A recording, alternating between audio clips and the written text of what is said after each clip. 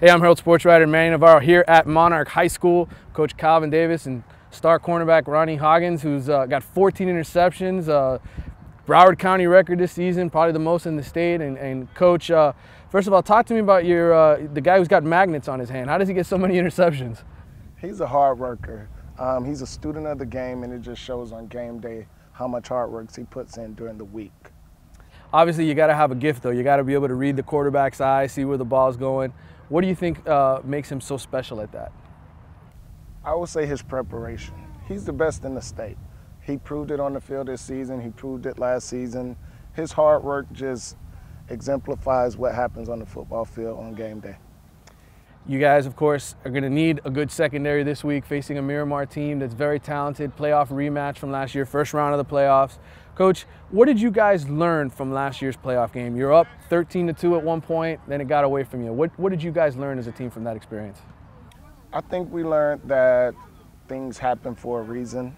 Last year we weren't very experienced as far as playoffs, and this year we just put in the work this offseason so we won't make the same mistakes we made last year this year. What have you done different with these guys preparing this week, maybe that you did last year, that you learned, okay, this is important, this isn't important? How have you changed things up so that you get the right result? Special teams. Last year it came down to special teams. We made one or two special team mistakes that cost us the game, and this year we're trying to make sure that doesn't happen again. Coach, this is your third season here now, and I remember talking to you when you first got the job and we're trying to build this thing. Did you envision this kind of success this quick? This is a relatively new school. We had a 3-year plan. This is year 3, so we expected to be here at this point, our 3rd year. Our 1st year, we just wanted to get established, get the kids to buy into the culture. 2nd year, playoffs, which we did. 3rd year, state championship.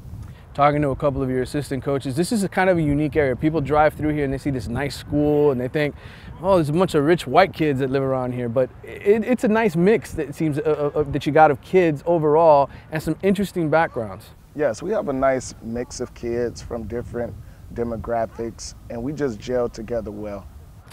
Can you talk about some of the hardships? I mean, some of these kids have been through a lot. Maybe people don't know, some of the kids you get from the SOS program across the street and how they build that special bond.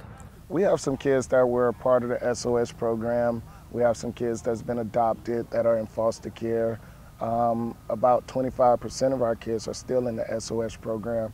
So we're like a family. Some of those kids never had a family. They don't know what it's like. So we try to treat everybody like a family so that way we can be successful. How do you think that affects the football field when you play on game days? Do you see a difference in the kids with the fact that they've got that bond, that you've got so many kids that maybe were foster kids, adopted, that, how does that help them on game day, I guess? I think it helps because we all we got, and we try to preach that to the kids that we're a family. When nobody else believed in us, we believe in ourselves, and that's how we know that we're going to get the job done each and every week. Obviously, Ronnie's a superstar, but he's not the only one. You got a few other guys. Talk about some of the other guys. Everybody knows Calvin Ridley, what happened with him, that he had to have his season cut short because of his age, but you've had a lot of other guys step up in important roles. Just talk about some of those guys. Of course, Ronnie Hoggins, one of our best players, best in the state, best in the country. But we also have Michael Harris, who's extremely under the radar, doesn't get as much publicity as he should. I mean, this season he's over 3,000 yards. He has 36 touchdowns, and he doesn't get enough credit for what he does. He's our leader. And then you have Alex Davis, you have Musa, you have Jerry Judy, Calvin Ridley, Sean Burgess, and then we have role players that just buy into what we're trying to do, because everybody can't be a superstar. You have to have those role players that buy into your system, buy into the team concept so that you can be successful. 49 points a game, if Andre Fernandez's story is right, offensively, what you guys have been scoring a game this season. How do you get that much offense into 4 quarters?